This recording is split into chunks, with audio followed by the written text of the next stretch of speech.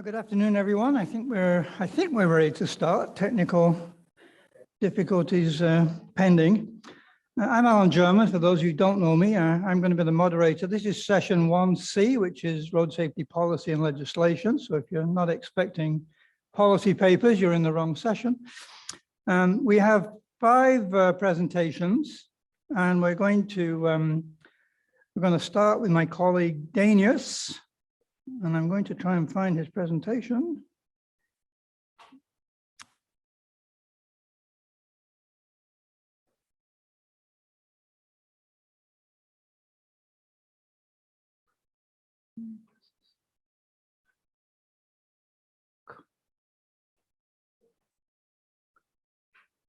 Okay. Danius is a mechanical engineer. He graduated at Sir Wilfrid Laurier University. And he's had a really distinguished career, for those of you who don't know him, in vehicle crash worthiness. Of course.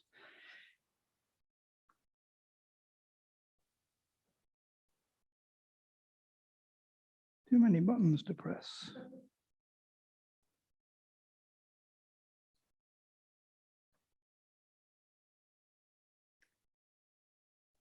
All right, try again. Danius Dalmotas.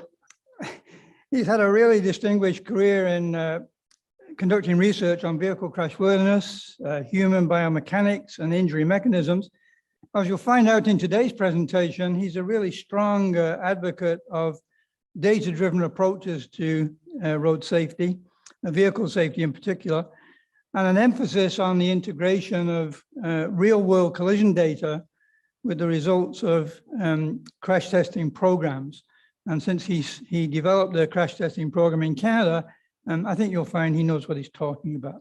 So Danius, over to you, Mr. Speaker.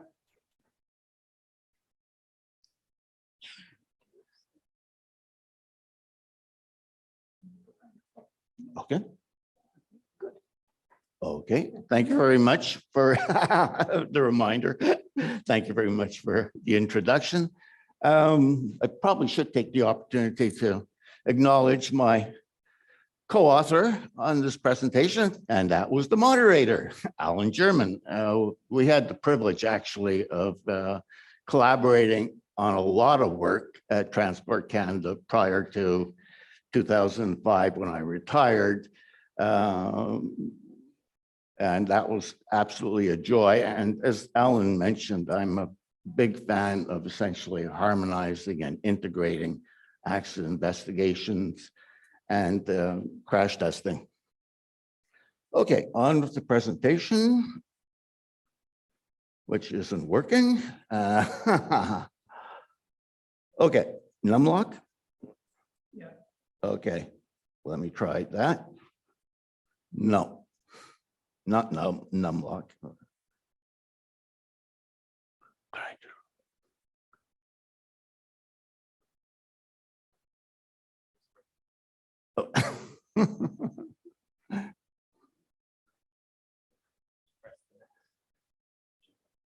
Press this. Okay. Okay. As probably been mentioned a few times at this conference, Canada and the United States basically share a common fleet of vehicles, and the motor vehicle regulations essentially govern them, are essentially harmonized. So the vehicle population is fairly uniform. In Canada, Transport Canada regulates the regulations on vehicle safety. In the US, it's the US National Highway Traffic Safety Administrations. Both agencies essentially have very similar collision investigation and crash test programs. However, access to these data are quite different between jurisdictions, at least presently. In the US government has basically what I call a full disclosure policy. All of the data that's collected in collision investigations or crash testing essentially is publicly available and can be downloaded through the internet.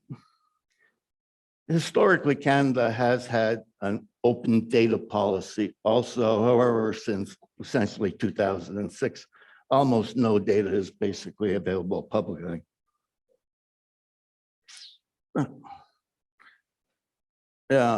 It's very hard to overstate how detailed the crash testing data is in the United States. It is meticulously documented.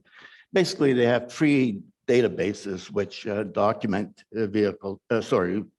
safety testing: a vehicle database, a biomechanical database, and what they call a component database. And like I mentioned, everyone is meticulously documented. I'm just going to quickly run through some of the highlights of the documentation, starting with the photographs. Every photograph that's taken is made available. A very detailed test report is provided for each essentially crash test. It can be upwards of 300 pages, and virtually every aspect of the crash test is documented. All of the data that's collected, the dummy data, the vehicle data, wall cell data, whatever is being measured is also made available, and typically in multiple formats. So I'm not going to go into each of the formats, but for example, what we call the TDMS format basically allows you to essentially download an entire crash in one step into Excel. And again, every single crash test video from the test is also recorded. Oops.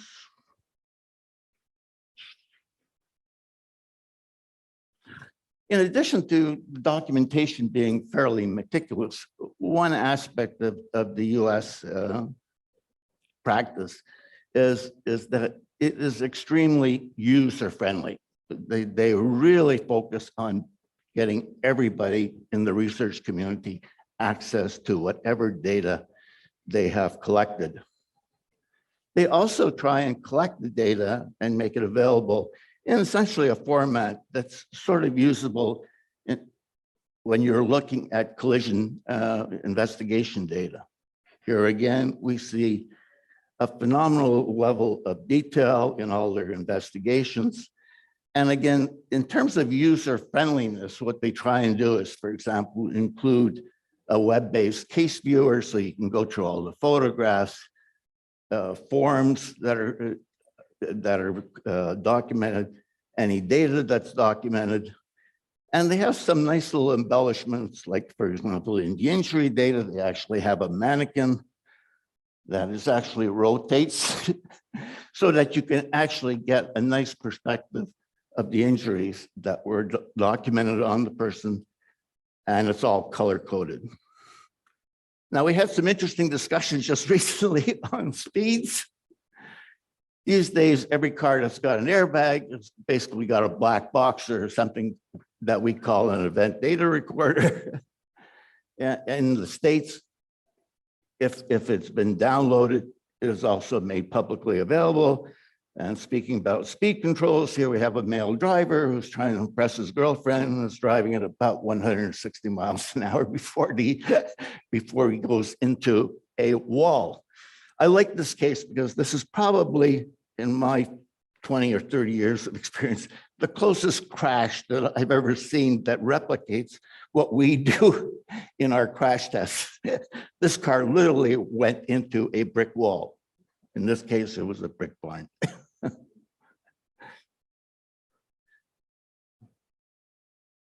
Okay, I'm going to quickly go through the Canadian data, not quite as extensive. Essentially, prior to 2006, almost all of the data was shared with NHTSA, and NHTSA would post it on their website. All of the data over my entire tenure until 2006 was always considered to be open or public. However, this level of data sharing ceased in 2006. After that, Transport Canada decided to limit publication on their website simply to very limited data generated from compliance tests. In the case of collision reporting,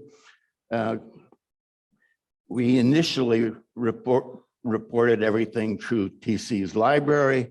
Subsequent to that, more recently, we had studies like directed studies, special crash investigations, put in electronic format, but they were never made public.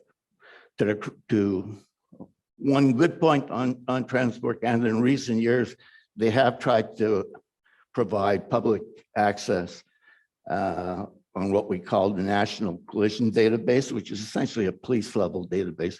But essentially the database is very, very limited and doesn't have a decoder accompanying it to decode the vehicle data. And as a result, it's hardly ever, or it may never have been used in any peer-reviewed papers or anything. Whereas even the smallest of the collision schemes in the United States generates probably 10 to 20 papers a year, which results in maybe about 100 papers a year across all of their data collision schemes.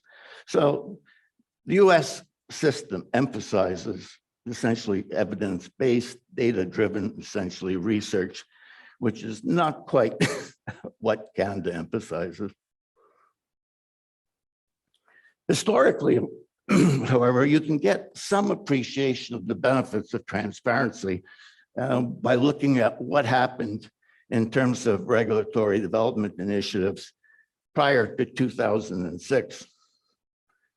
To the credit of Alan, his people demonstrated, for example, the need to reduce the aggressiveness of airbags and need to apply regulations addressing people of utter stature other than the 50th male dummy with priority on small female.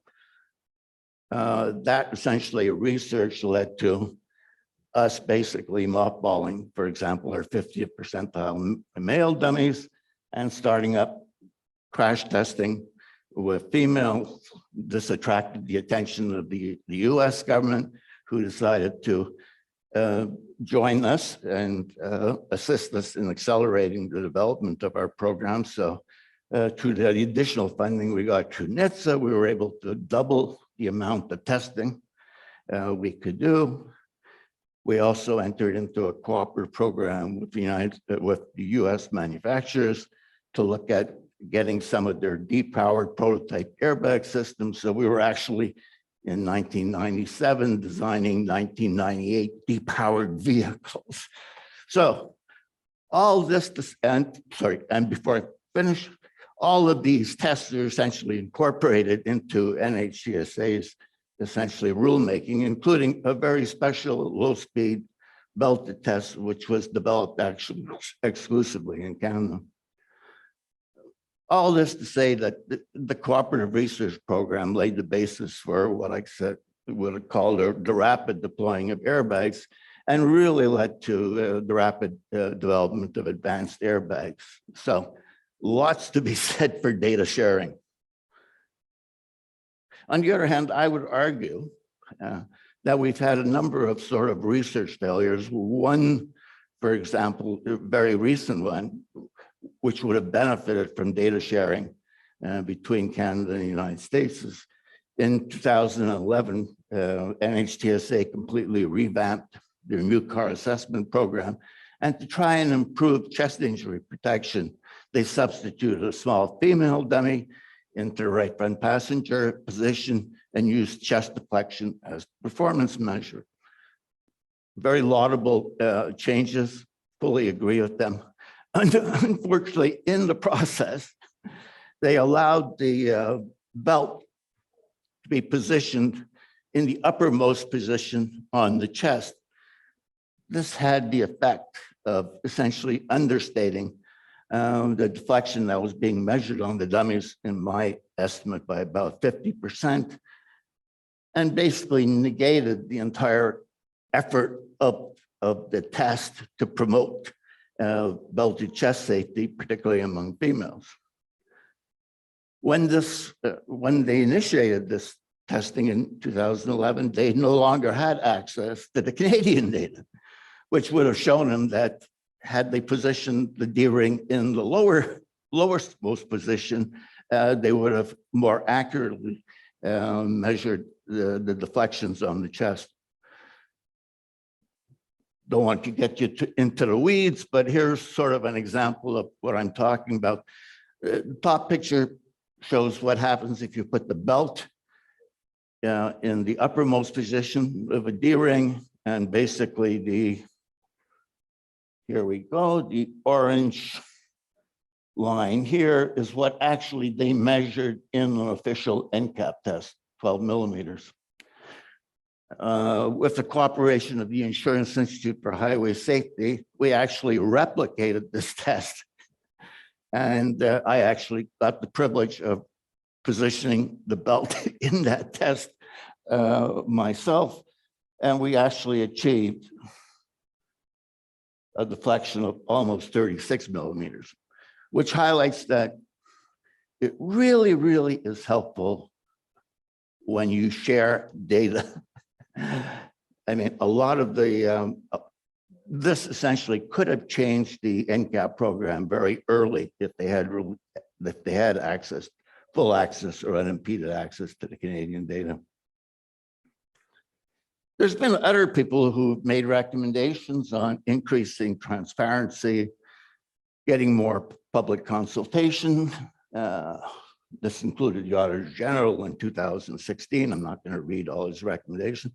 We also had a parliamentary TRAN committee look at the issue. I made a couple of submissions to him. I was actually very pleasantly surprised, since it was really only a page and a half submission, that the #1 recommendation that came out of the TRAN Commission was that to ensure that essentially all research and laboratory data was made publicly available to the NHTSA, to the Canadian website. Okay, I'm not sure how I'm doing on time. Okay, very quickly, lack of transparency. What does it cause? It causes basically, or prevents essentially, validation of test results and leveraging the value of the research work done in one jurisdiction with that of other jurisdictions. It obviously has the effect of stifling public debate because you don't know about what you're finding in your research, and certainly limits the degree to which you can lobby now for safety-related changes. Full disclosure gives you more effective and meaningful evaluations of government's responses to issues of public interest, and provides a mechanism that you can actually pressure the government to take remedial action. And I think that was alluded to in some of the presentations earlier today about the need for transparency and the ability to essentially rely on data-driven, evidence-based research. So, what are my conclusions or recommendations? All collision reports or collision investigation reports and results of all laboratory testing should actually in Canada be made available again and placed on TC's website. An important corollary to this is that, and it may seem redundant, but all of the same data should be provided to the United States so that it can be placed on their database, because what you want to do, given the integrated nature of the Canadian-US market, is essentially to pool the data in one database so that it's easily accessible and can be used to drive safety. A related issue that's been alluded to on a lot of presentations earlier today is also the issue of accountability.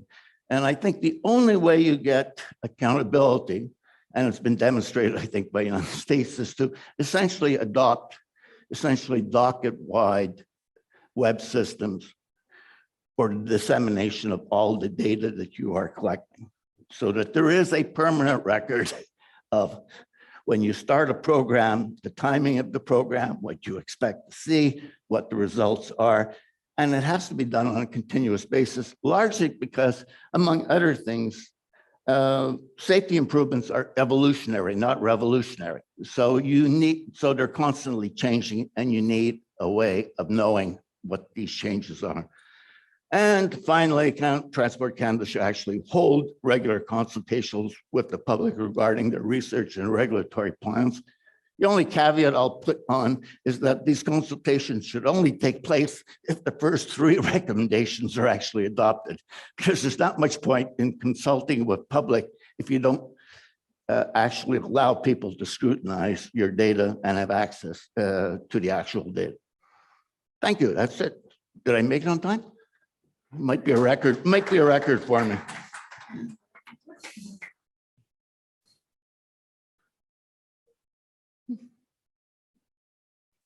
No questions. Thank you. Okay.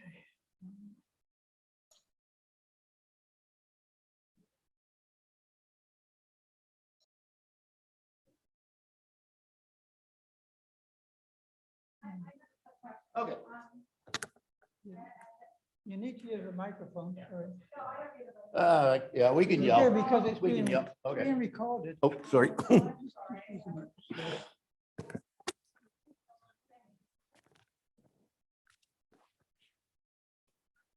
Hello.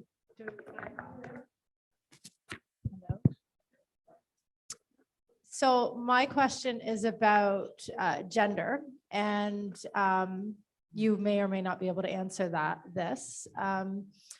But when we are talking about seatbelt design and further test and so forth, you mentioned gender very briefly, but I didn't understand the context.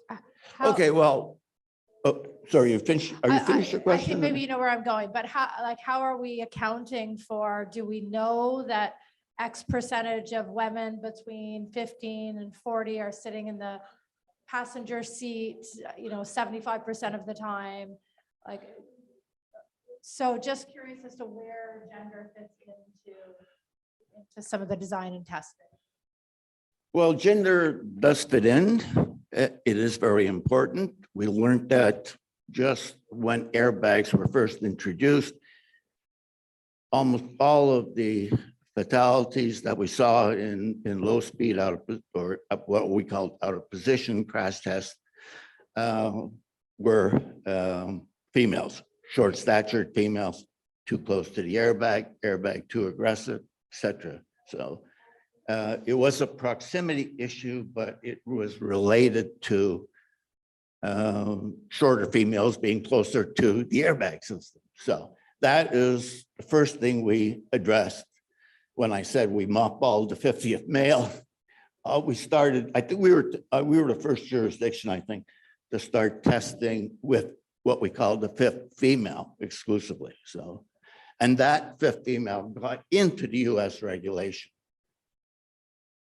Now, it's still important to do things like position the belt properly on the small female, as I demonstrated, because if you position it incorrectly, you're understating what their deflection and chest injury risk is.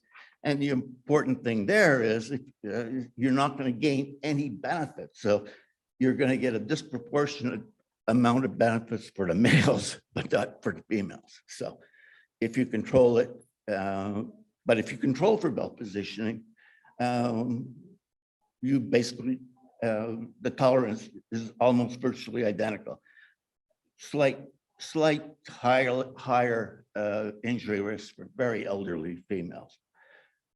You'll hear a lot of studies today saying that the gender plays a very large part of 70%, 80% higher injury rate with females and males. I don't agree with many of the studies that are showing that, because one of the things, and it seems very natural, simple, is that females and males have different preferences towards vehicles. Females have a preference for small compacts. Males have a very, very strong preference for large pickup trucks. And when the two interact, it's usually the victim the victim is usually in the small compact. The reason why a lot of people assume that the injury rate of the females is higher is that they don't take into account the fact that they're disproportionately in the small vehicle. When I control for the vehicle, there is no sort of gender tolerance difference, i.e. the females are showing the same injury rates as the males in the pickup, and they're showing the same injury rates in the compact as the males.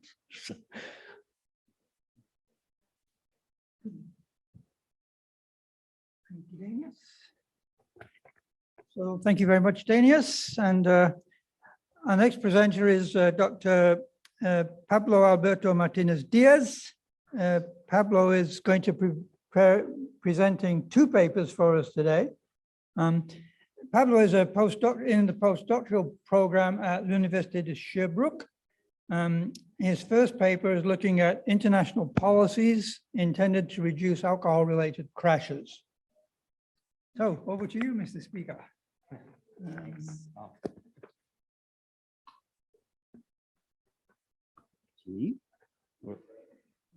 I need this, okay, and just go. There, okay. Add this to the other side. Yeah, it's like this, right? It's okay. Thank you. Well, I'm going to bore you like a little bit because I have two presentations now. First, I want to do some kind of, I don't know how you said, but the thing is that I'm not very used to the road safety community or the road safety research agenda. In fact, my field of expertise, I'm a psychologist. And my doctoral thesis I made on postpartum depression. So later on, I just got interested in the social determinants of health, and then somehow I have the opportunity to make some analysis to explore the social determinants of road safety in Chile, and then I went into the field just a little bit. So, and this is a part of my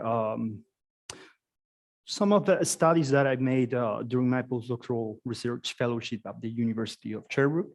And in fact, this presentation is, I'm going to replace now Yunon Joseph. She was expected to be here presenting this work. However, I don't know why, but she couldn't be here. This was a systematic review that we made on navigating the absence of alcohol information in road traffic studies, alongside Professor José Ignacio Nasif Muñoz. So I guess that all of us here know of the relevance posed by drinking and driving, and particularly when we look at the outcomes associated with alcohol impaired driving. So importantly, we know that there are interventions that reduce alcohol-related crashes. And herein, I present just a brief attempt at summarizing potential pathways through which general alcohol policies, not directly aimed at preventing drinking and driving, okay, such as the minimum legal drinking age, and specific alcohol policies may affect alcohol consumption, drinking under the influence of alcohol, and ultimately alcohol-related crashes. This is like a very simplified framework. Well, when researching this field, we face important challenges. Firstly, the availability, accuracy, and reliability of data on crashes and alcohol-related crashes is not always the best. Notably, usually we, on a global scale, lack quality data on alcohol-related crashes, and therefore, how can we judge if observed changes in alcohol-related crashes are linked to policy implementation? Thus, our aim was to conduct this systematic review of methods used to assess alcohol policies in attention to road traffic results, when alcohol information for the outcome is missing or not available. What could we gain with this research? First, offering an alternative of research designed to settings in which alcohol data may be problematic, such as, for instance, low and middle income countries, exploring how general and specific alcohol policies may interact among each other, and pointing directions toward more successful measures even when alcohol data are incomplete. We conduct systematic review without meta-analysis. We considered for inclusion studies conducted on all type of road traffic users that were exposed to a general or a specific alcohol policy. Road traffic crashes, injuries, or fatalities attributed to these policies were compared to those in a comparison condition. The comparison condition could have been the pre-intervention period for exposed population or external control, this being either active or not. And when I refer to active or not, I mean that this control, external control population, could also be have been exposed to other alcohol policy. Well, we included quasi-experimental studies. This type of research, we excluded those randomized control trials because it is somewhat kind of difficult to assess policy implementation using a randomized control trial. We searched for studies published between 2000 and 2021 in English or French and by EBSCO host, and considering Medline, APA, PsycInfo, Signal, and SOX index. We used a broad and simple search strategy to maximize the retrieval of studies. And the selection process in data collection was conducted independently and in duplicate with disagreements solved through third-party involvement. The risk of bias within the domain of systematic reviews, when one assesses systematically the evidence published in a certain topic, usually one has to conduct this risk of bias assessment, which basically is like a test of the quality of the scientific evidence that is published. Okay, so in this case, we use a tool that is the quality assessment tool for before-after studies with no control group, which was also applied independently and in duplicate. When I meant that independently and in duplicate, I mean that all of the records, the studies that we found were shared among the different researchers, and each one of us kind of assessed the quality of the study in an independent way, and then we gathered together and just shared the results of our assessment and discussed about the results to come to an agreement. I also have to tell that this quality assessment tool, a tool is a very limited tool, as the risk of bias assessment for quality for quasi-experimental studies is just is still a field under development, and there is no kind of a gold standard to assess the quality of this type of studies. And regarding the synthesis methods, we use a synthesis without a meta-analysis, following the SWIM guidelines. We present the results using a tabular format for study characteristics, and also we synthesize the information of the results of the studies using the direction of effects as a standardized metric, and the effect direction plot to graph the results. So after we identify a total of 2,539 records studies, okay, and assessing 118 for eligibility, we included finally 24 studies in our review. Regarding study characteristics, most studies did not report the type of road users or the age of a population. Those reporting these characteristics usually consider drivers or all type of road users aged 15 years or older. And as for alcohol policies, these 24 studies assess a total of 33 alcohol policies. Most of them were implemented in the United States, Canada, and Australia. And these 24 studies, within these 24 studies, 13 studies evaluated specific alcohol policies, 8 general alcohol policies, and 3 a mixture of general and specific alcohol policies. And the most studied alcohol policies were alcohol regulation or deregulation, and the implementation of a blood alcohol concentration limit. When exploring the comparison group, the studies used to assess the impact of alcohol policies against another type of alcohol policies when they reported this information, because usually studies did not report the type of policy in the comparison group. And most of the study relied on the pre-intervention period for the same exposed population as the comparison group. This is like a no external comparator comparison group was used, and well, most of the study use an interrupted time series design. Well, the majority of the studies explore fatal crashes, and as well as regarding the specific type of crash was nighttime crashes. Importantly, most studies did not report reasons for not using alcohol data for the outcome, even though the lack of availability or the lack of reliability of alcohol-related data was also mentioned.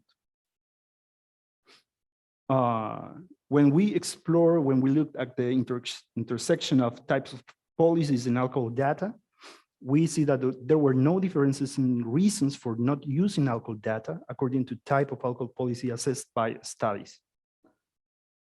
We also found no difference in the use of nighttime crashes as a proxy for the outcome according to type of alcohol policy assessed by these studies. And we found that 63% of outcomes assessed for general alcohol policies had a positive direction of effect. And by this, I mean that they, in fact, reduce crashes resulting in injuries or fatalities. And most of these outcomes came from studies having some concern for bias. I mean, they were like not of the highest quality of studies. And we found that when assessing specific alcohol policies, that 87% of the outcomes assessed for this type of policies had a positive direction of effect, with nearly half of these studies outcomes, of these outcomes came from studies having some concern for bias. And we also found statistically significant differences between general and specific alcohol policies in outcomes having a positive direction of effect and studies having some concern for bias. A single study tested the joint effects of general and specific alcohol policies. And in this case, the specific contribution of each type of policy could not be determined. Also, when exploring the differences between the decreases in the outcomes according to the use of nighttime crashes versus any other crashes, we also found no differences. And when looking specifically at the specific alcohol policies, there were also no differences. between these groups. And regarding the quality of the studies, some studies use specific populations, for instance, for a specific state to draw conclusions about policy effectiveness to the country level. The median number of time points used fell just below the sample size recommended for well-powered time series analysis. So the sample size was an issue for almost half of the studies. And we also confirm that policy implementation is a complex process because usually the interventions were described as having an heterogeneous, complex implementation over time and space within, for instance, a given country. And also we noted the presence of co-interventions, which really makes it difficult to attribute the specific effect to the policy under study. So some type of observations for just for discussion that most of the studies did not report some kind of essential characteristic of the population that they study when analyzing the effects of these alcohol policies. For instance, they usually don't report like the age or the type of road users, or also the distribution of sex in the sample. And when not using driving under the influence data, nighttime crashes were often used as a proxy measure, and surprisingly, studies focusing on weekends were low. Studies do not report reasons for not using alcohol data, which is kind of also surprising.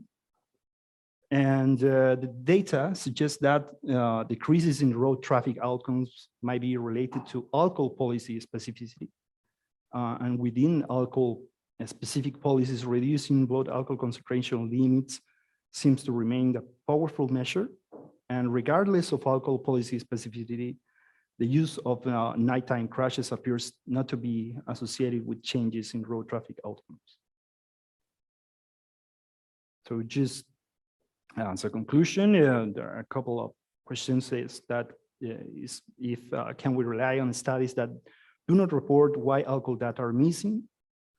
As we can observe, there were a few studies giving reasons about of not using alcohol data, and made the results observed for the different types of policies be related to not the policies itself, but for due to the quality of the study, and what future directions should we explore? For instance, should we pursue studies focusing on weekends that also have been used as a proxy for alcohol-related data at the crash level?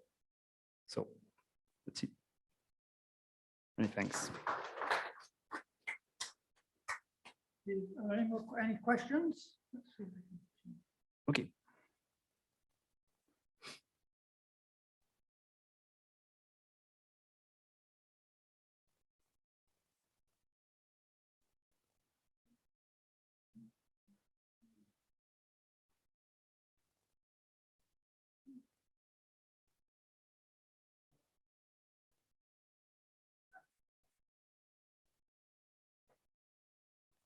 Oh, it is wild and wonderful up here, folks.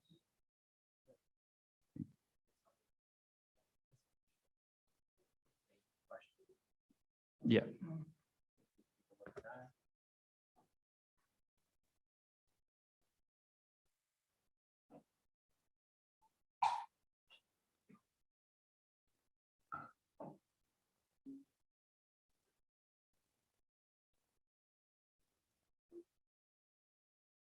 It was a technical issue.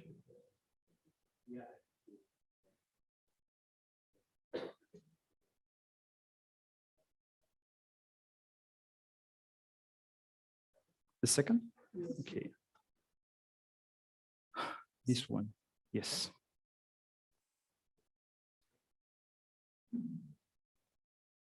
Okay.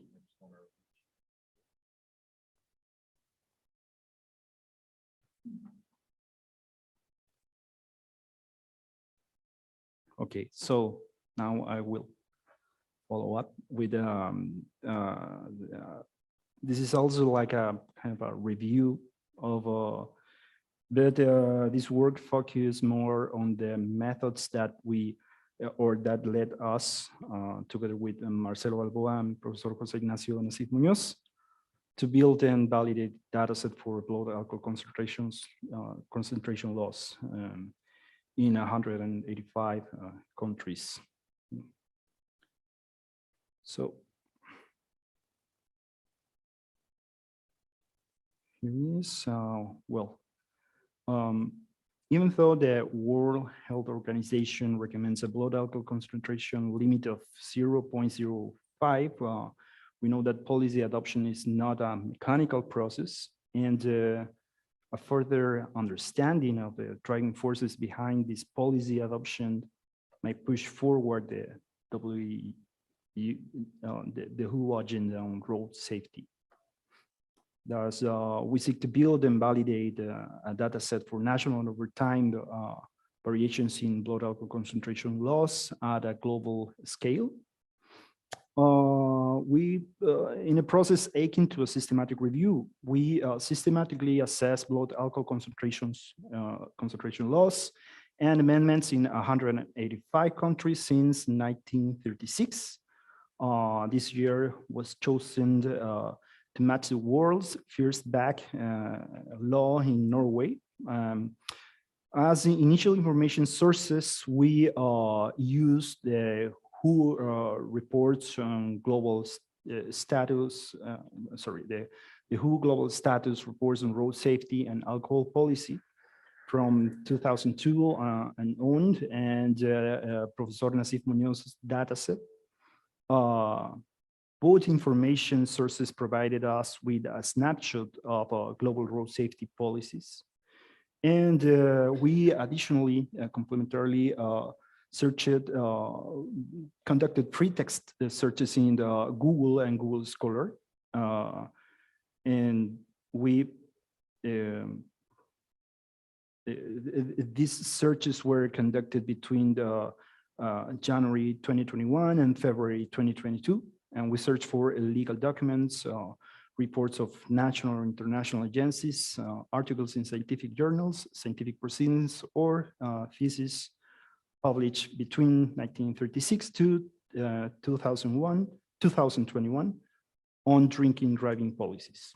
And we set a no language restriction using the programs such as Google Translator or DeepL to translate the documents into languages other than Spanish, English, French, or Portuguese.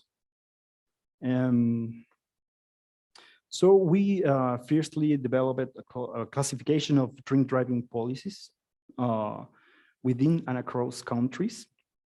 In countries where alcohol consumption is illegal, drink driving was assumed as fully prohibited.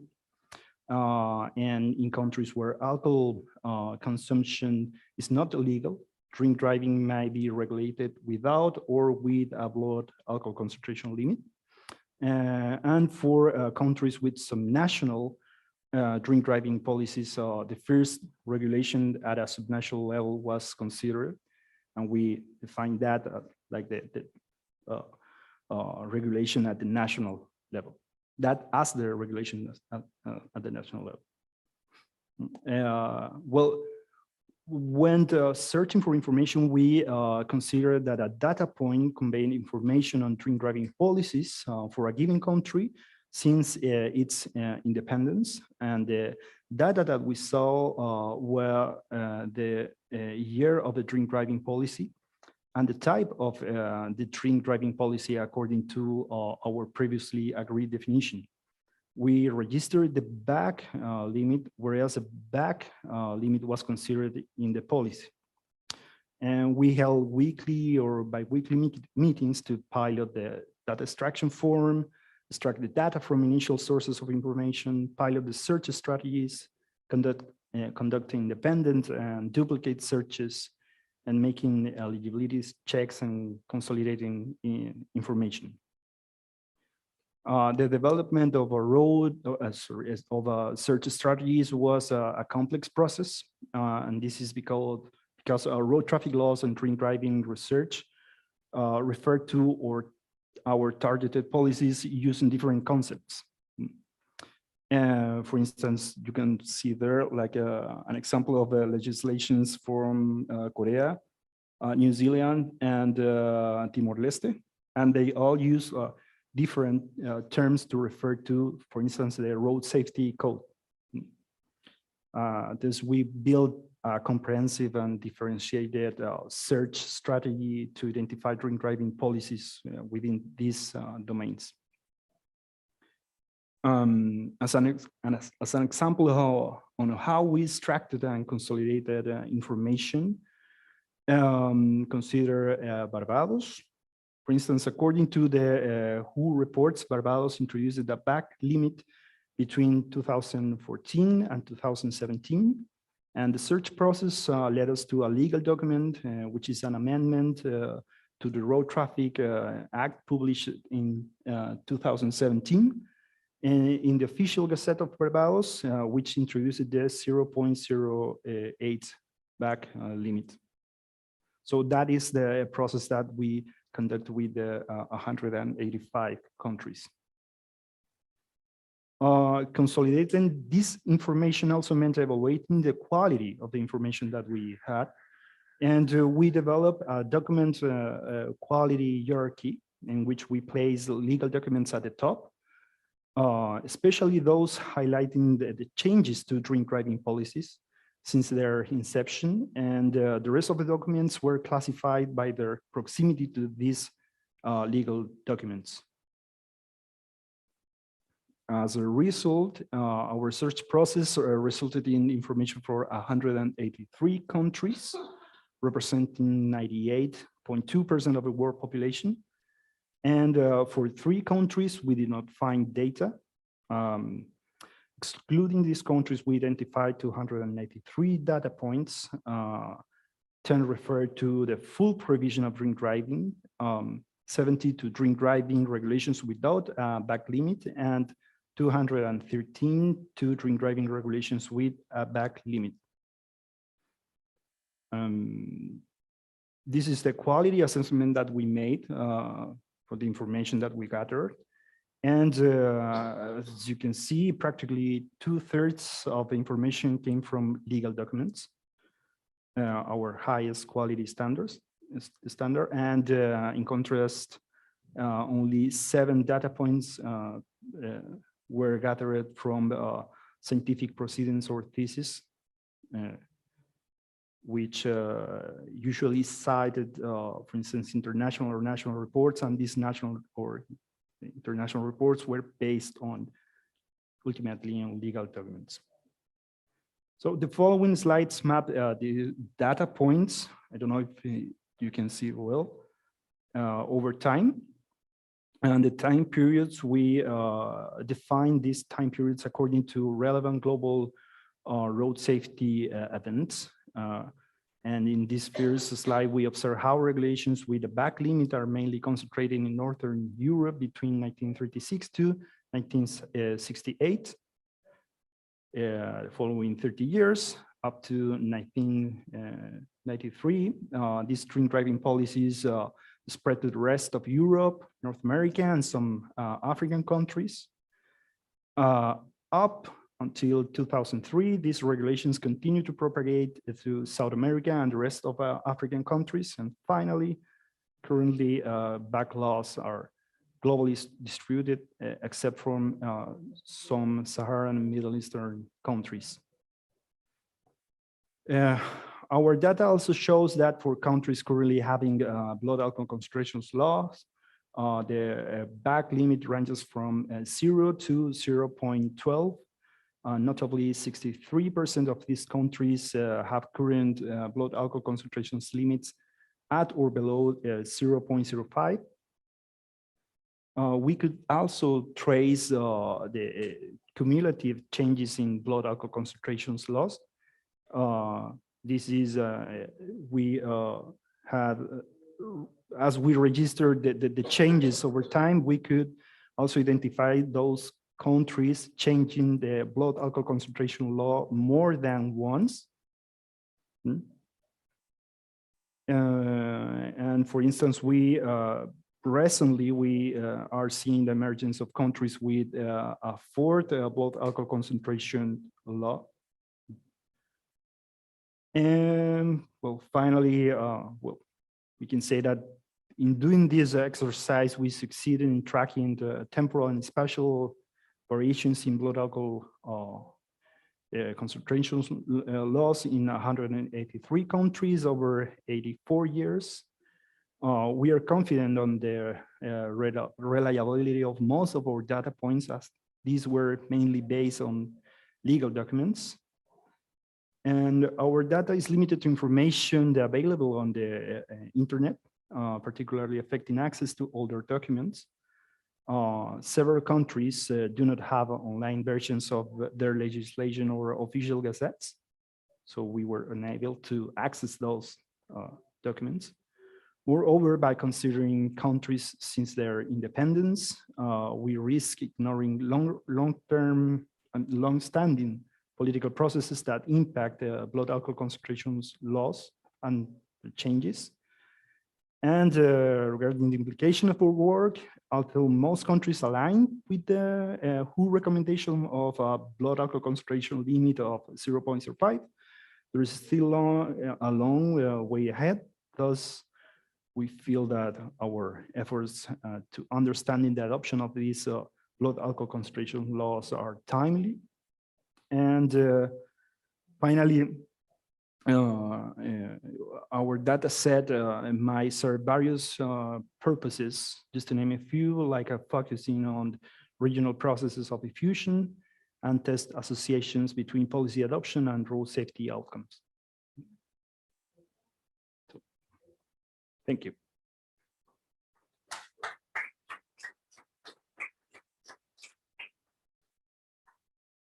Any questions?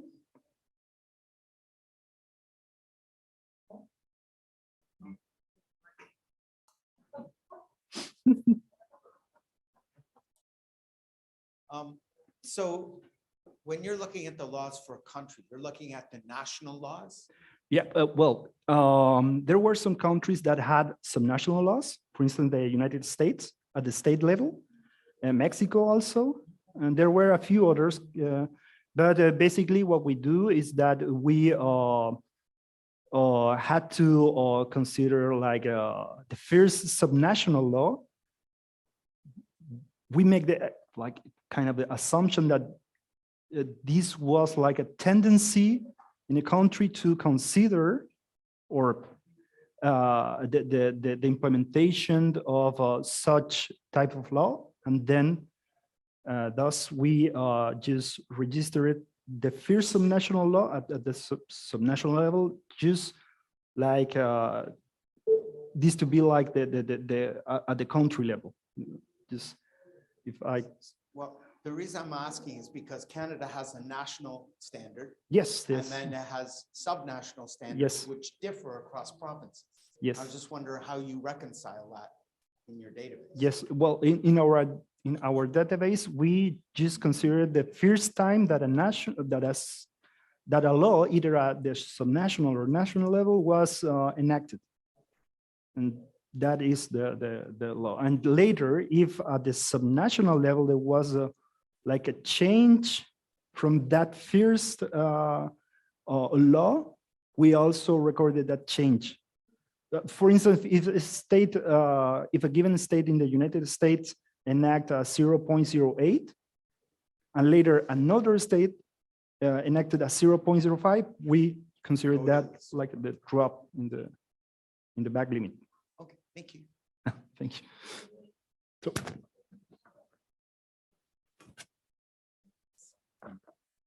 Thank you very much, Pablo. Our next presentation is going to be online, so it's going to be another technical challenge for me. But it's a person who needs no introduction because it's Rahim Dilgir, and if you were following earlier on, you'll realize that he gave the initial remarks at the conference, since he's the president of CARS. And if you missed the blurb, Rahim is a level 2 road safety professional. He's been working for 27 years in both Canada and internationally. He's president of TransSafe Consulting Limited. He's the co-chair of Tax Vision Zero and Safe Systems Subcommittee. And as I said, he's the president of CARS. So over to you, Rahim. Thank you. Can you hear me okay? Can you hear me okay? Yes? Yes? Okay, thank you. Sorry. I guess I can't hear too well on that end. But no, it's great to be with you. I wish I could be there in person.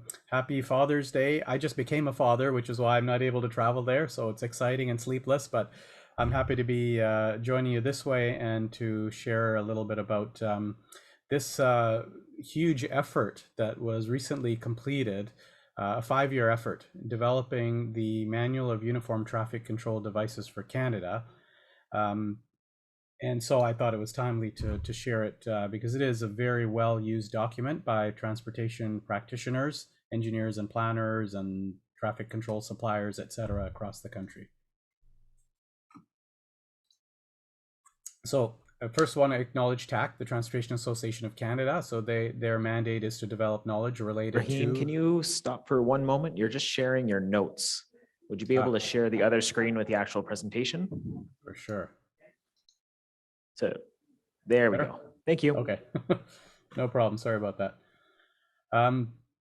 Yeah, so the TAC, in case you weren't familiar, develops a lot of the industry standards for best practices, and this Manual of Uniform Traffic Control Devices is really a flagship document published by TAC. I also want to acknowledge SEMA Plus. They're the lead consultant. It was a huge team developing this book. You probably saw how thick it was on that first slide. It was nearly 1,000 pages. And my firm TransSafe was one of many firms that supported SEMA Plus.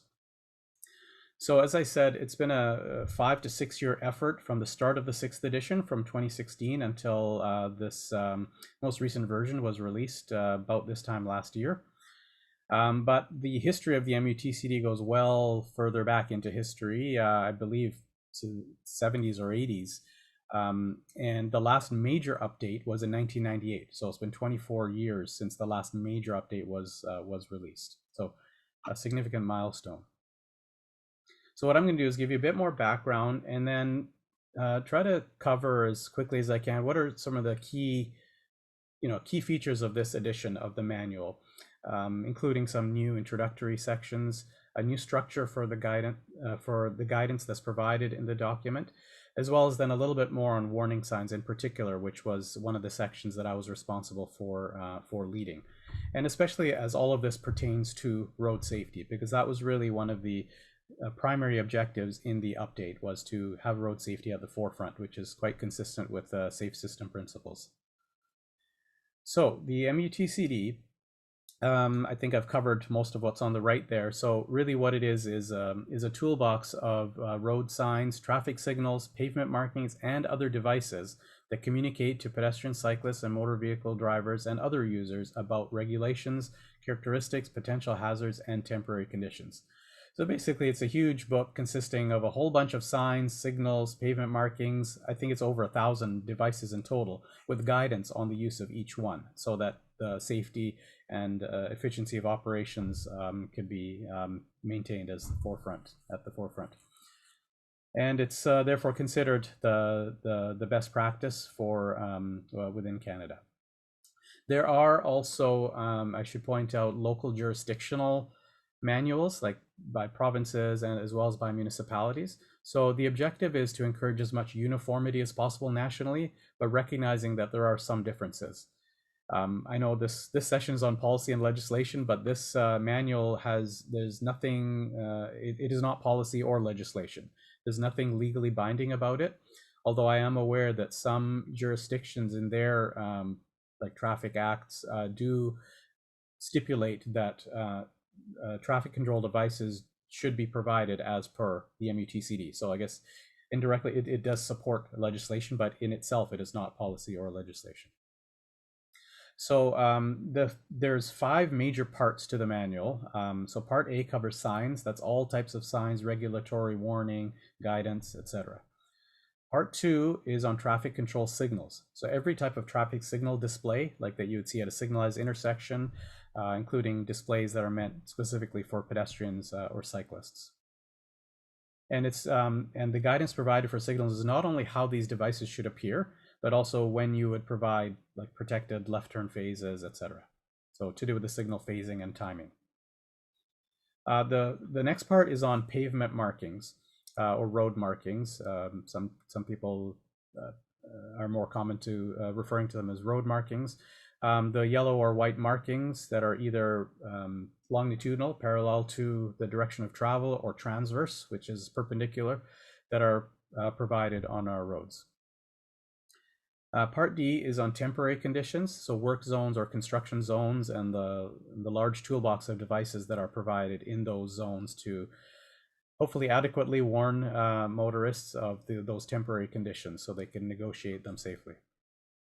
And part E, which is a huge new section or a hugely expanded section, is on typical applications. So that is looking at all of the parts A to D, the full range of traffic control devices, and how they would be used in conjunction with one another for a given type of location. So in this case, in the graphic that's shown here, it shows what's known as a smart right turn channel, which is a recognized good practice in terms of helping reduce or avoid conflicts involving right turn vehicles and pedestrians, or right turn vehicles and oncoming vehicles from the left, by providing better sight lines, etc. So if you're, for example, designing a right turn channel, smart right turn channel, and then you're asking the question, well, what types of traffic controls need to be provided? Well, there's a typical application right here. Okay, so this is a good starting point. It's always important to look at the specific context of the location, but this 89 different typical application drawings like this are provided that should cover much of the range of conditions that would be expected. So the manual itself is 60% longer than the 5th edition for all of the reasons that I've been describing. There's a number of new traffic control devices, which is important because a lot of these traffic control devices have been sort of more piloted or are new technologies and are now proven to be effective in terms of safety or to provide a purpose that was previously not maybe considered in the way that road users interact, etc. So there's actually 30 new devices in this most recent version. Over 100 were actually proposed by the team, but it goes through a very rigorous process, and 30 of them made it out the other end. I'll just point out that one of those 30 devices is the rectangular rapid flashing beacon, which many of you will know is a device, flashing strobe light type device provided at crosswalks to provide much greater visibility and therefore some protection for pedestrians. There's also other new sections, including on dynamic message signs. Those are the digital display signs that provide some more flexibility than the static signs for conditions that vary, such as weather or traffic conditions. There's also integrated guidance on pedestrian crossings. Now, what I mean by this is previously there was a separate chapter on pedestrian traffic control devices. So if you were designing, let's say, an interchange, if you didn't go to that section on pedestrians, you wouldn't know what pedestrian signs, for example, need to be provided. So because it's so important to consider all users in all types of situations, now that guidance has been interspersed throughout the whole manual. Okay, one really important thing that's been implemented and now will be considered now the standard or default for all transportation engineers across Canada is new guidance on typical walking speeds, slower walking speeds that can better accommodate seniors and persons with disabilities. So I'll just quickly touch on a couple of the new introductory sections, because the objective of these sections is to provide that necessary context. for users of this guide. Because not everything can be stated explicitly, even though there's 1,000 pages. It's still important to have this context, some of the road safety principles, safe system principles, as well as understanding of the various road users that are using the road network and coming together. So there's good discussions about the safety implications of different traffic control devices, how to measure, how to predict safety performance, how to measure safety performance, and how to consider in the various in the full life cycle of a traffic control device. Okay, so from planning to design to construction to in service. And then there's, as I said, there's a section that talks about road users very specifically, various road user limitations and the needs of especially the more vulnerable road users, such as aging drivers, novice drivers, pedestrians, and cyclists. There's also a new structure for every one of the several hundred or 1,000 devices that are in the manual. And that's important because the previous versions of the manual used to leave it fairly open to the practitioner. And if it said, for example, that you may install this, even if it was known to have a good safety performance, it didn't necessarily create that onus on the practitioner that you really should or must do this. So it is quite emphatic, but necessarily emphatic for devices that are proven to have are known to have a good safety performance. So the language that's used, and for every device, there's these 3 sections. There's standard guidance, like what must be provided, like what situations that type of sign, for example, must be provided for, and then other guidance of what should be provided in terms of other details of the installation, and then what are some of the options that may be provided, depending very much on the context. But the standard is really, regardless of context, that sign should be provided for a particular situation, and then the others are a little bit more context sensitive. Just one example of how the 6th edition really builds on the 5th edition. For the school crosswalk ahead sign, one of the warning signs in the manual, there was literally just these two sentences that would describe how that sign should be used. It may be used in advance of a school crossing, except where a school area, or like you may know it better as a school zone sign, is in place. And then it refers to the left and the right versions. But what was recognized for this sign, as well as many other signs, is that it's important that in certain situations, it must be used. So where the sight distance is limited to the actual crosswalk, this sign always must be used. And therefore, there's a much, a little bit longer of an explanation that provides that level of detail, including the standard, which says that it must be installed where there's limited visibility of the school crosswalk area.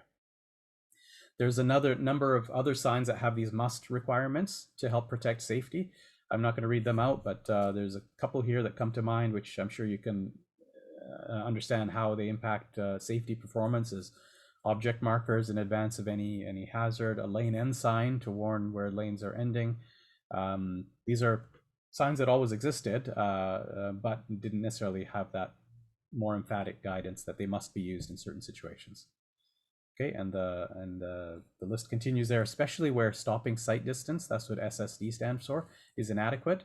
That's where must requirements come into effect in many cases. So then for warning signs, the purpose of warning signs are really, they care about the road user and want to provide a warning in advance of something, as opposed to a regulatory sign, the more black on white signs that tell you what the speed limit is, or a regulation for which they're typically enforceable. Warning signs more just to help the road user. So there was a lot more detailed guidance provided for a number of warning signs.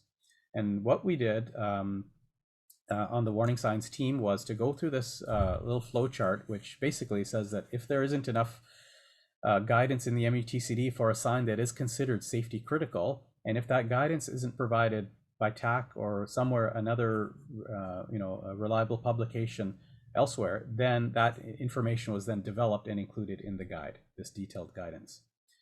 So there's a long list of these signs, and in this case, just warning signs, but a lot of other traffic control devices for which there was detailed guidance prepared, and that really contributed to that much longer document. So for all of these signs, including concealed road signs, which is the example I'm just going to present here to just give you a bit more flavor. So for these types of signs, which tell you that an intersection or an access is coming up, there's a lot more guidance. This is what the guidance used to be. And it was, again, very simple and probably allowed for a lot of situations where people wouldn't provide them, where it would be advisable to provide them. And so there's now a lot more, almost 2 pages of guidance just on the use of these signs and when to use which one, and depending on the sight distance of both the major road and the minor road, crossing road, and a number of other considerations. With respect to sign placement, there's a lot more guidance for the guide in general, but on warning signs, there was the previous guide used to only have this range that you need to provide a warning sign between 50 and 150 meters in advance of the hazard, whatever it might be, whether it's an intersection or a bump in the road or whatever. That was very vague. So there's a lot more specific guidance provided now. And that guidance, first of all, considered the type of action that is required by the driver in response to that hazard. So whether a lane change is required, whether a potential stop might be required, whether a speed reduction is required, or whether it's simply driver awareness without necessarily changing speed or direction or having to stop. So that was defined for every single warning sign, several hundred signs.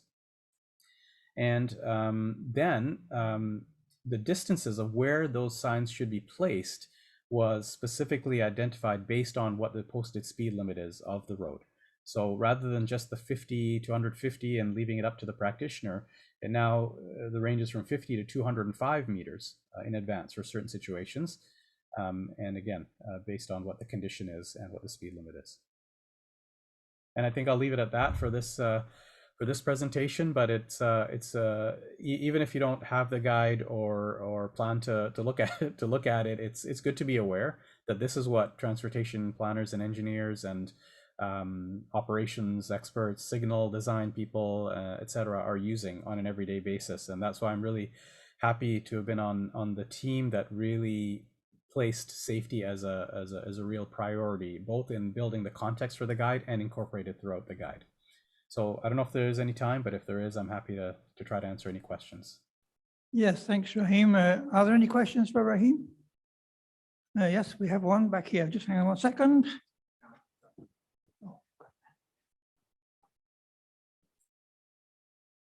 Hi, thanks, Rahim. Very interesting and thankful. Thank you for your presentation. My quick question is in regards to warrants. Are they addressed in this book? This Warrants in the sense of warrants for like traffic signal warrants? Or? Yes. Okay. I believe they are.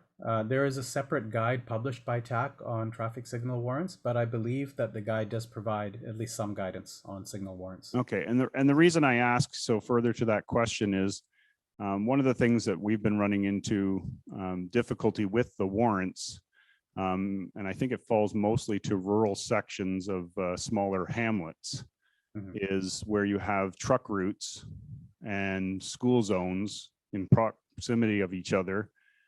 And we're unable to get the numbers for warrants because nobody will cross the street because it's unsafe to cross the street. So you're never going to get your numbers that you need because nobody's going to use it until there is something there to use. Right. Yeah, no, it's like everything else in this manual, it's just a tool. It can't be used as a warrant per se. It's again, it's not nothing in the guide is legally binding, and it really does fall on the practitioner to consider the context of those situations, because the way the guide has been developed, there's certain assumptions, right, in that when you build that warrant, that it is a certain type of roadway, certain type of traffic control. So if it's actually different than that, then that's when you need to consider factors other than these numbers. Than the warrants. Yeah, and as I think this is the point that I think you're getting to is in certain situations you really need to place the safe system principles ahead of everything else, even though that was that was a primary motivation in a lot of the guidance that was prepared for this latest edition. It may not always work for all situations. So No, I appreciate that response because I know we have had a lot of discussions around that because of the warrants. You know, certain staff will come to you and respond by simply saying, well, the warrants don't warrant it. Yeah. And we're saying, yeah, well, you're never going to get the warrants to warrant it.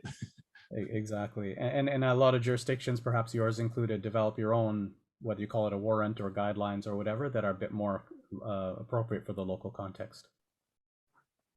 Thanks, Raheem. This is Peter. I work for ATS Traffic. So obviously, we utilize that tool for sure, the traffic manual from, you know, the manufacturer of our signs to the traffic control setup for the work zones. So it's a great tool, definitely. Mm-hmm. Just had a question about the, you guys have reviewed 100 products. Just are you able to kind of give us some insight into that process? Like how does, like what kind of criteria do you guys use for that kind of approved standard product that you guys go with, you know, the 30 that were selected? And I guess how do those products kind of come across your guys' desk?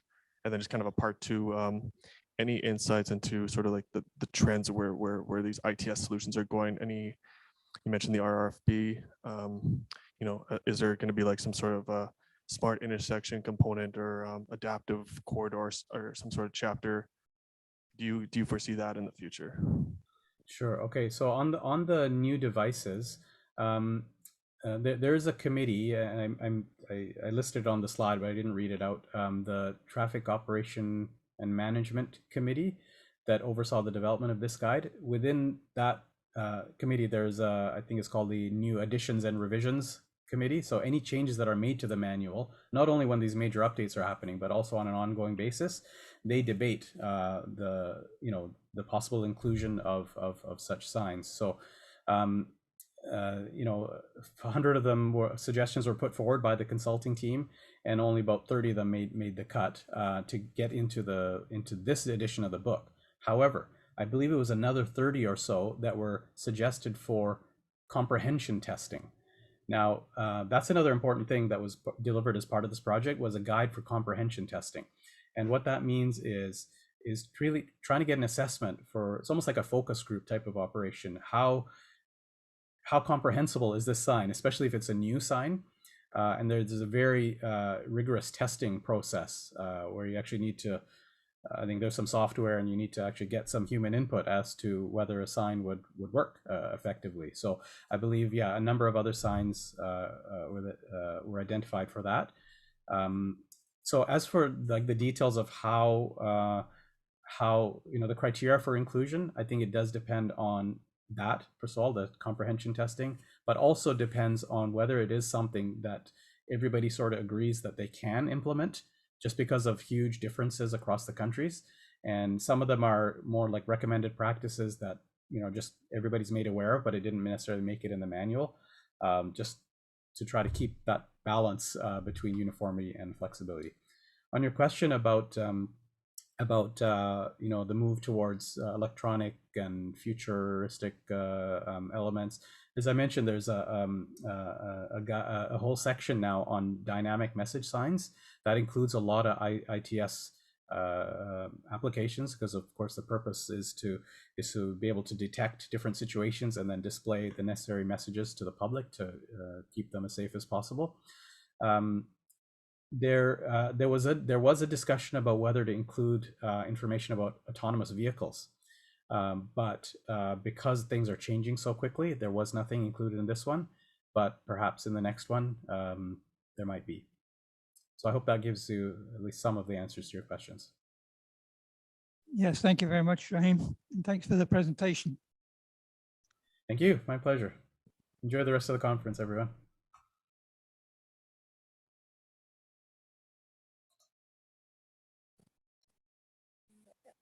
Okay. So last presentation on a Sunday afternoon at the CARS conference, I will be prompt, and I will get you all on your way to a cocktail.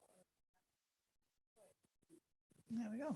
So this is, for those of you who don't know, this is Valerie Smith from Parachute Canada, and she has an interesting presentation on putting everybody to work, I think. Thank you. Okay, so I'm going to be able to actually go through a few of my slides relatively quickly because you guys have heard me already today. Oops, not that quickly. Today we're talking about the overview of the Change for Good Roads initiative that Parachute led at the end of 2021 with funding from Transport Canada and Desjardins Insurance. So I'll walk through high level process, key findings, connection to the Global Road Safety Plan, and next steps. You heard earlier today who Parachute is. And other than motor vehicle collisions, we also focus on sports and recreation injuries with a focus on concussion, falls, and poisoning. So we wear a few different hats. Okay, so why the Change for Good Roads initiative?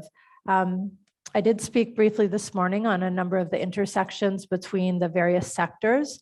And over the years of working in road safety, especially in Vision Zero, we started to recognize that there was a real need to connect with groups outside our road safety world. So the vision of the initiative is to align sectors to become a stronger voice in creating safe, active, healthy, and sustainable urban roads through influencing public policy dialogue and actions. And so we did choose to focus on urban roads for this particular initiative. And that was really just because we wanted to really look at bringing in groups from sustainable and green cities. And that sector is very, very engaging. And so they were happy to work with us on it. There is a place for rural, but not in this particular initiative. I did speak a little bit about intersections of road safety earlier. In a nutshell, you know, if we're building better, safer, protected cycling lanes, we're getting more people using active transport. We're getting more people cycling as a mode of transport. We're having less cars on the road. We're seeing reduced congestion, demand for better, greener spaces, et cetera. So there's just this circle of connections. And I know that's a very simple analysis of it, but even if you dig deep into the weeds, there's just like the connections between those areas is quite amazing. We also know that 53% of transport emissions come from passenger vehicles, such as cars and light trucks. So an increase, obviously, in active and multimodal transport in urban communities can contribute to that reduction. So we know that road safety, we know there's evidence-based road safety interventions out there. We know what works, what doesn't work. However, what we wanted to do with this initiative is just look at what can we be doing better, and really how can we interact with other sectors and integrate our agendas so that we can be a stronger, better, louder voice. So what we did is we worked with a really amazing social change agency in Toronto called Impact. They've done a lot of really great stuff. Their leader, Paul Klein, he just wrote a book on Change for Good initiatives. He's amazing. We recruited 25 groups from the various sectors. We developed a process of consultation, and we held 4 moderated roundtables with all those groups. We had roundtables focused on safety and equity, health and sustainability, activity and accessibility. So we had a moderator bringing us together. We had lots of amazing discussion, and we really pulled out people's subjective and objective perspectives on those intersections. Through that, we had a ton of information and data, and we developed a report outlining those areas of focus. So this is the publication I was speaking about earlier, Change for Good Roads. Really interesting read for those of you interested in this area. So strategic areas of focus. So again, this isn't science. So this is based on people's perspectives, and in some cases, the people's personal opinions came out. But what's in here is a lot of rich information that we can use when you're crossing and working across sectors. So the first big one was collaborate and communicate.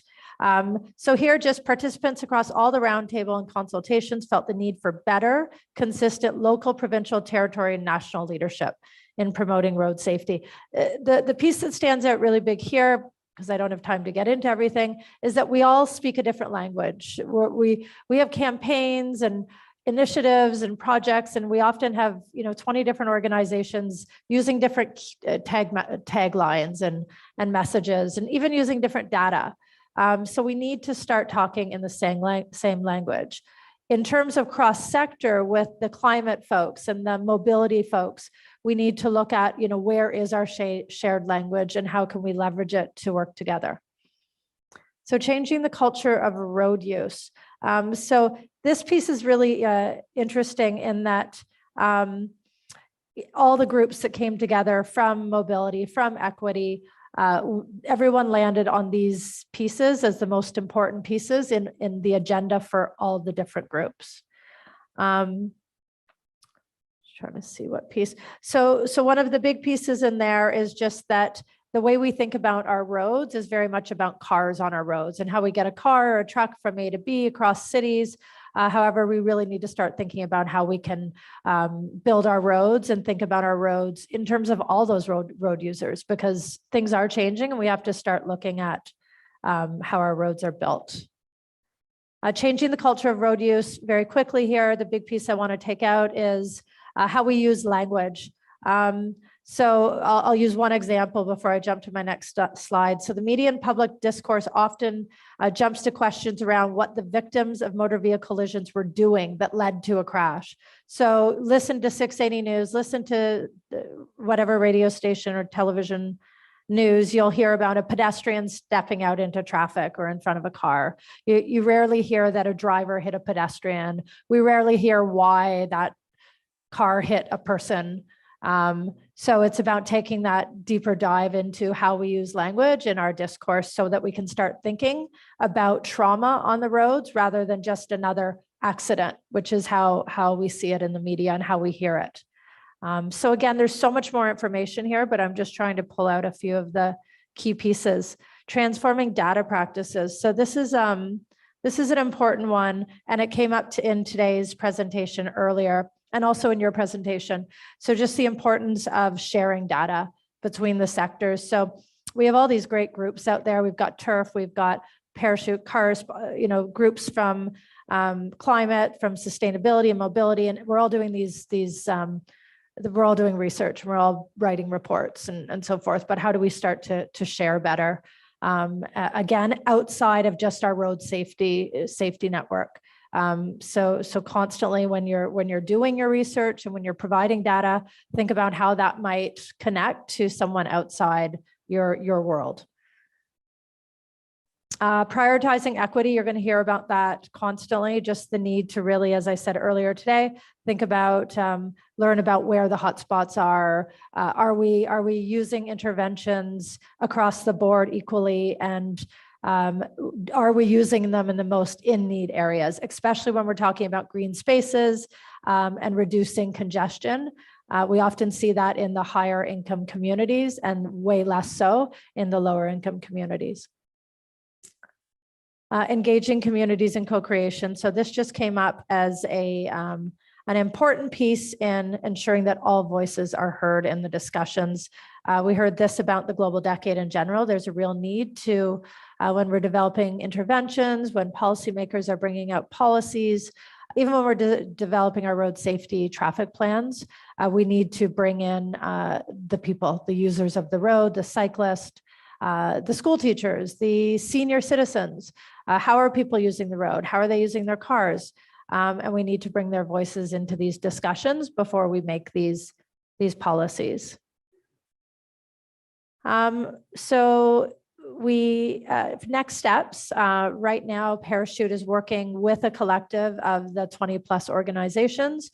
We're now talking about how do we commit to certain projects and initiatives that tap into everything we learned in the report. So we really don't want this report just to get shelved somewhere and end up in on the web and lost. So we're working very hard to follow up with all the groups we met with and putting forward funding proposals, putting forward joint action plans, and continuing to have these discussions with organizations that want to jump on board, researchers that want to jump on board, anyone that's interested and sees a connection to what we're doing, we're happy to bring you into the fold.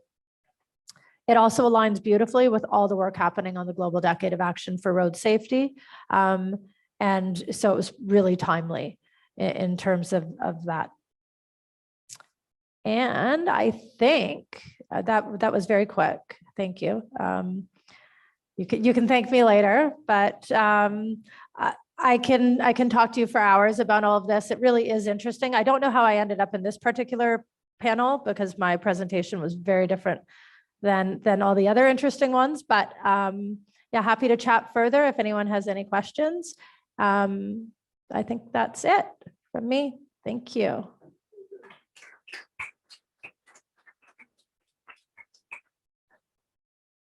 And I won't be offended if you don't have any questions, I promise.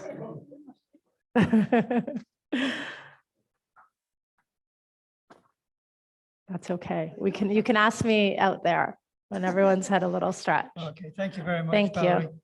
And thank you to all our speakers on all of our behalves. CASP has donated cash donation to the Young Professionals Committee. So thanks to everybody.